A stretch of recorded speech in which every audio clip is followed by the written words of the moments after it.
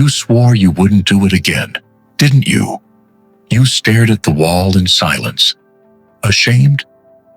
With your phone still warm in your hand. You wiped your face, but the stain wasn't on your skin. It was in your spirit. And this time, it wasn't just regret. It was something deeper. Disgust. A quiet kind of heartbreak you didn't know your soul could even feel. You said it was just desire, just biology, just weakness. But deep down, you knew you were lying. This isn't just temptation. This is spiritual warfare. It waits until you're tired, shows up when you feel forgotten, and doesn't knock, it breaks in. You think it's about attraction. It's not. It's about pain, about loneliness, about a hunger you've never been able to name. Lust knows exactly where your soul is bleeding. And if no one ever told you this before, hear it now. You don't wrestle with lust because you're disgusting. You wrestle with lust because something inside you is still begging to feel alive. You're not chasing bodies. You're chasing connection. You just didn't know the cost would be your peace. And here's the part no one says in church. Some of the strongest believers are fighting lust behind closed doors and losing, not because they want sin, but because they've mistaken suppression for freedom. You tried to pray it away, fast it away, cry it away, but nothing really changed. And now, you're asking God, am I broken? Maybe you're not broken. Maybe you're just bleeding in a place no one can see. Soul healing never begins with willpower. It begins with truth. You can put filters on your phone, but not on your trauma. You can block the content, but not the pain. You can quote scripture, but if you can't name the rejection hiding under the habit, lust will always come back, just wearing a different face. You've had nights like this before. You stared at your reflection in the black screen of your laptop and wondered if your face still looked like someone who knows God. You blinked through tears. Your heart raced. Your chest tightened not because of panic, but because guilt was choking the breath from your lungs. You turned off the light, stumbled into bed, and buried your face in the pillow, wondering if God still sees you. And that's when the whisper came, not from heaven, but from shame. You'll never be free. But shame always lies. Always. God is not waiting for you to clean yourself up.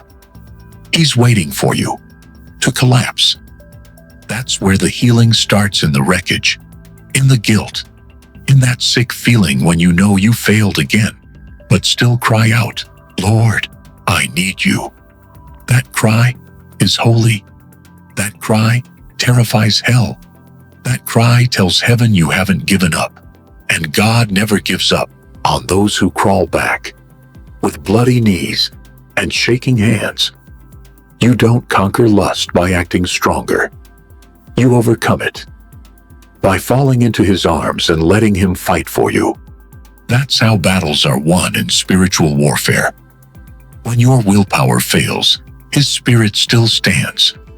So you fall, you confess, you keep walking. But stop pretending. You're not in a war. Stop calling it a phase. Call it what it is: a soul infection, a spiritual attack. And the moment you start treating it like war, you'll stop being surprised when it fights dirty. Because now, you'll be ready. Not perfect, just real. Just surrendered. And maybe the real reason you're still stuck is because you're still hiding. You've hidden your triggers, hidden your patterns, hidden your pain. And you're terrified to admit how often it wins. But I dare you tell the truth. Truth breaks things in the spirit. You were not made to carry this alone. You were not made to live in shame.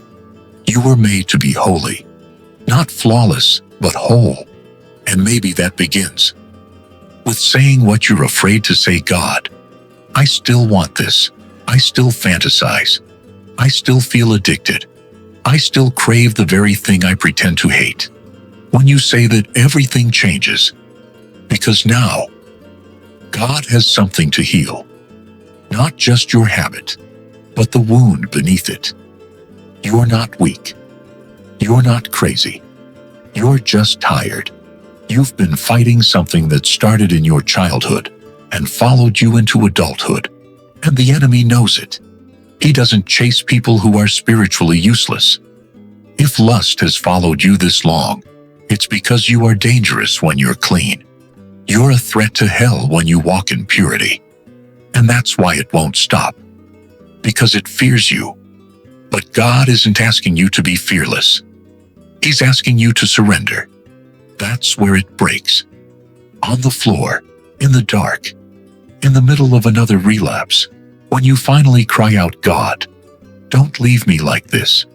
So fall now, not into sin but into Him. Let the war end here.